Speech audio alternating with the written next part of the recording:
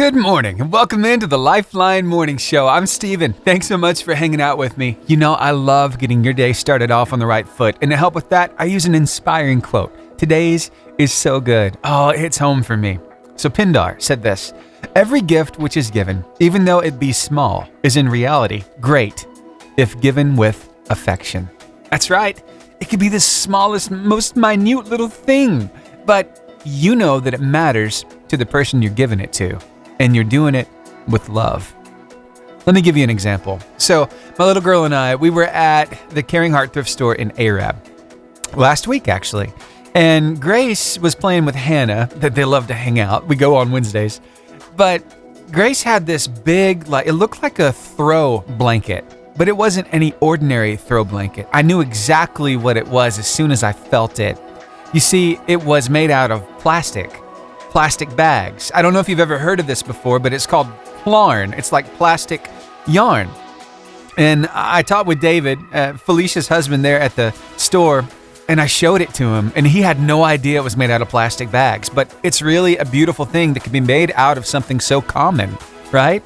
And the reason why it hits home for me is because those little plastic bags meant a lot to my grandma. My Mimi used to actually knit those plastic things together. She would make purses and bags out of these different colored plastic bags. You know, the kind of bags you get at the grocery store or Walmart or Dollar General. The more colorful, the better.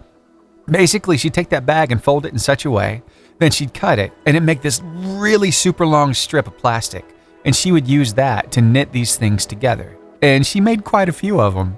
So it really hit home for me. So for my Mimi, giving her a bag full of plastic bags was great. That was just more material she could turn into something much better. So I want you to think about that. What gifts are you giving to people around you today? It might not even be anything monetarily. It might be the gift of a smile, the gift of acknowledgement. It might be wishing that person in your life a happy birthday, if it's their birthday today. You know, as we become adults, it's so funny that people forget to wish us a happy birthday. I was talking with my wife yesterday, and she's like, you know, is it weird that I want people to tell me happy birthday tomorrow at work? I said, no, it's not weird at all. That's what we all want. Just an acknowledgement, you know? And a congratulations on your birthday. I mean, come on. That's a basic thing, right? So let me be the first to do it here on the radio. I want to wish my wife, Cassie, a happy birthday. Oh, yes, she has been my ride or die through thick and thin. We have been together for almost 22 years, and we got to realize our dream of starting a family with our daughter, Grace. And let me tell you, every day we choose love. It is a choice, and we choose love every day. Do we have our ups and downs? Of course we do. Those twists and turns, the loop-de-loops, the roller coasters of life, yeah, it happens, but we still choose love. So happy birthday, Cassie. I hope it's the best one ever. Is it just me, or every time you need your computer to work quickly, it just decides to bog down? It takes forever, and it's not just at home, it's at work. It's like when you need it to work quick, it just takes its sweet time. It's malfunctioning and this, that, and the other. Yeah, you know, sometimes we need to remember there's a little aspect about ourselves. It's very similar to a computer. Somebody has to program a computer, right? Well, somebody has to program your brain like a computer. You ever thought of it like that? How are you programming your brain? How do you do it in the first place? Well, let's dive into that topic coming up. A little factoid from science that's going to help us spiritually as well. Yeah, it's coming up next. I think about this and I realize that, yep, I'm pretty old, but my first computer ever just happened to be a Texas Instruments computer. Do you remember those? They didn't even have a monitor with them. It was just a keyboard-looking console. It had a slot for a floppy disk. Remember those floppy disks? You had the big ones and the little ones? Yeah, I remember hooking this thing up to a TV and trying to program it. And I didn't know what I was doing. I did have a little bit of a manual with me though, so I started thumbing through that and I found how to type commands in there. And I was actually able to do it a few times. I kind of lost interest after a while. But then, well, we found this Commodore 64 a while after that. And that thing, it was a blast too. Yeah, you could play games on that. But my aunt, Gina, who used to live in Tampa, she lives in Madison now, but she was working for Progressive Insurance at the time. And they were having to update their desktops. And so she was able to get some of the old ones at like a discounted price. And she gifted us a desktop computer. And that's the first real computer I could get online with that we ever had. And I was probably in 9th, 10th grade, something like that. So yeah, this whole advent of the internet has become something that's, I guess, really captured a lot of people, right? We have Generation Alpha right now, like my daughter, she's 9 years old. She's had technology her entire life. I mean, she's got an iPad she plays on, she learns on, and our kids are using computers at school. So I think this is fitting, right? Think about a computer and how it works, how it operates. It takes somebody programming that computer to do certain things, making apps to make it do certain things. Well, think about your brain for a second. It's like an organic computer. I mean, you can look at it from a science perspective. You have synapses in your brain. They're firing all the time. Electrical signals. What happens in a computer? Electrical signals. And as far as the programming goes, how can you program your brain? You know, that is actually something that's talked about in the Bible. Do you remember over in Romans chapter 12, in verse 2, it says, "Don't copy the behavior and customs of this world, but let God transform you into a new person by changing the way you think.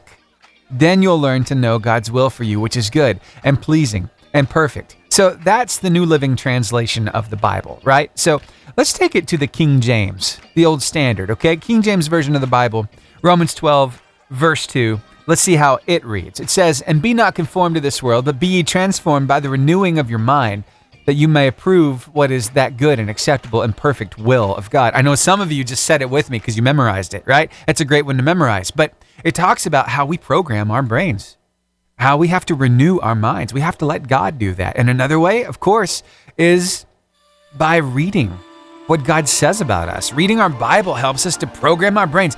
Think of it like the manual for your brain. Yeah, if you can get all that good stuff into that brain of yours, you can program it to think the way that God wants you to think. It's a process. And it's really cool because the Bible is living, right? I always think of it as alive because I can read a scripture today and it means something to me. I can read it 10 years from now and it means something completely different to me then. It's like it's always changing its meaning to me and in me. It doesn't change the meaning of it. It just applies to my life in different ways. So I just wanted to throw that out there. If you've been having a really hard time with, I guess, for a lack of a better term, stinking thinking, if you've been just expecting the worst, if you've really just been down and out thinking nobody loves me, everybody hates me, I think I'll go eat some worms. Yeah, let's change that. Let's get in that Bible and let's find out what God says about us as we are His through Christ. There's a whole lot of promises. There's a lot of great things that He says about us. He holds us in pretty high esteem. He does, through His Son. And I think we all need reminded of that. We all need that reminder, don't we? I know I do. Yeah. You know what? There's a little video I found. And I think this really does a good job of helping us to understand how to reprogram. Here's a little more practical advice. You ready for this? Here we go. Your brain is literally a supercomputer that's going to follow the directions that you program it with. Your brain simply believes whatever you tell it most. What you repeatedly say to yourself matters. This isn't science fiction, this is science fact. Neuroplasticity. Neurons that fire together, wire together. Your self-talk shapes your brain, which shapes your beliefs, which drives your behavior, which creates your thoughts, your feelings, your experiences, which creates the totality of your reality.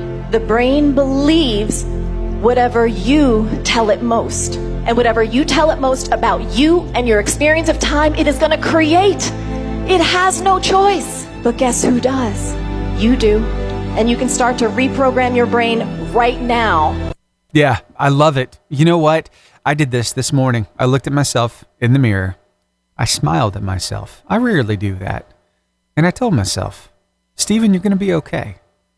You know what? Sometimes we need to encourage ourselves. And we need to remember what God says about us. Remind ourselves of that too. But we have to believe it. Yeah.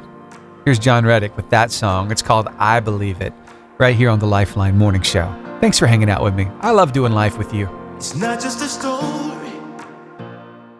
How was toast invented? I've got an idea. I'm going to share it with you next. It might make you chuckle. You ever notice there are breakfast foods and there are non-breakfast foods? Yeah, like bacon and eggs, sausage, biscuits, gravy. Oh, my granny. Oh, she could cook some amazing hog jaw and some chocolate gravy for her cat head biscuits. Oh, it makes me hungry just thinking about it. But I mean, you wouldn't necessarily eat a tuna sandwich for breakfast, right? I was talking with Bud Williams a while ago, and he called me up and said, "You never guess what I'm eating." And it was morning time. I said, "What?" He said, "A T-bone steak." I'm like, well, I guess it's good any time of the day, bud.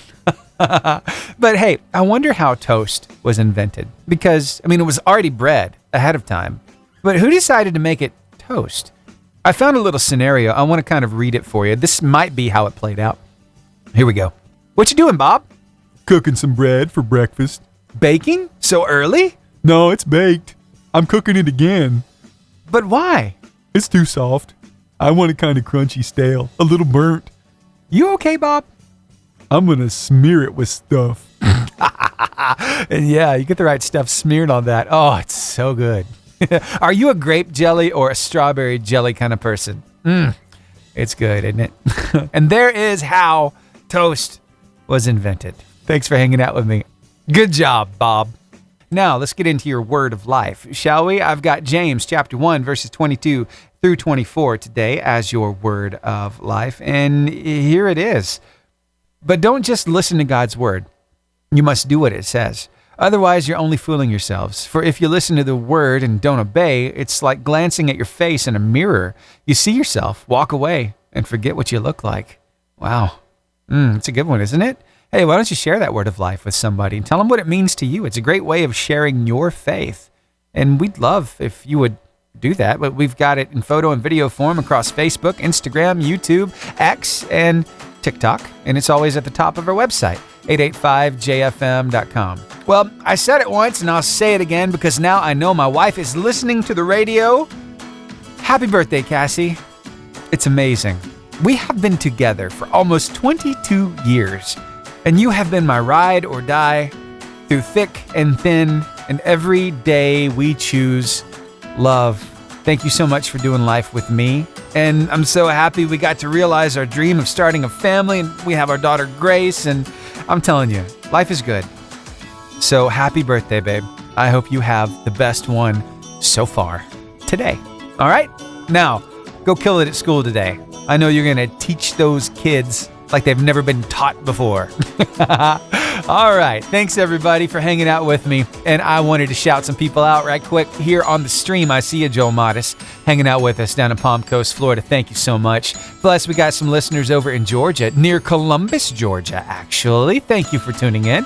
Plus, we got Skyline and Gunnersville. We've got Arab, Boaz. We've got some people down in Mountain Borough listening right now as well.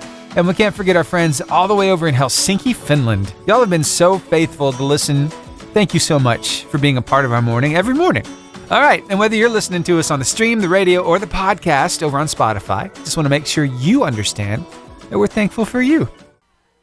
Oh, I see you're getting a little dry over there. You want me to top off that cup? Would you like some tea?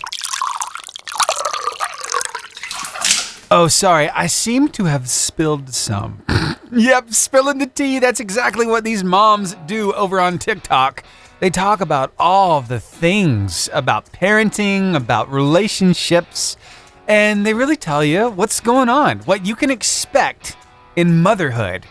Specifically in this instance, it's all about what you have to give up as a parent. Mom, I bet you've realized this. I know as a dad, I have too.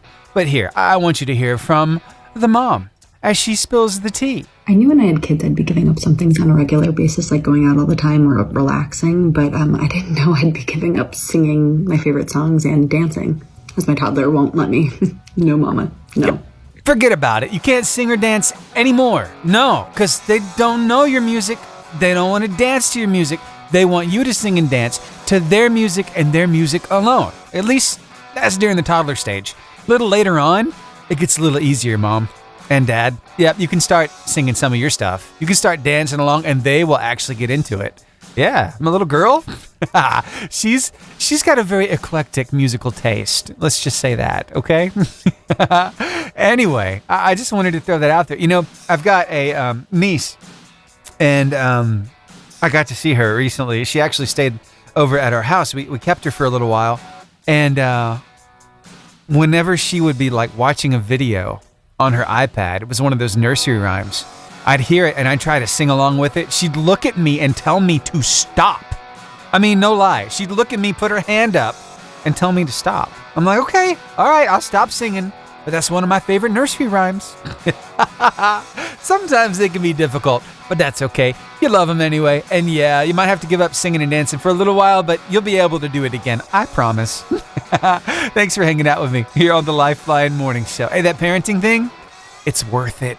Keep up the good work, okay? Considering there are 365 days in a year, it's a pretty narrow window that we have to file taxes. It's just 77 days. But did you know the first day that the IRS will start accepting those tax returns is January 29th? Yep. And of course, April 15th is a deadline this year. So, hey, there's a lot of information I don't have time to get into here on the radio. So, all the information is over on our 88.5 Come Together Facebook group, the 88.5 JFM's Come Together Facebook group. I've just posted it there, so you can find out what kind of free things are available for you to file absolutely free and how to find those things, okay? Again, that's at the top of our 88.5 JFM's Come Together Facebook group. Go over there and check it out. That's going to wrap it up for me today. I hope you have the best day ever. I'll see you right back here tomorrow from 6 to 10 for the Lifeline Morning Show. Have a wonderful day. And remember, you can always check out the podcast after the show at 10:15 over on Spotify. All right, see you tomorrow.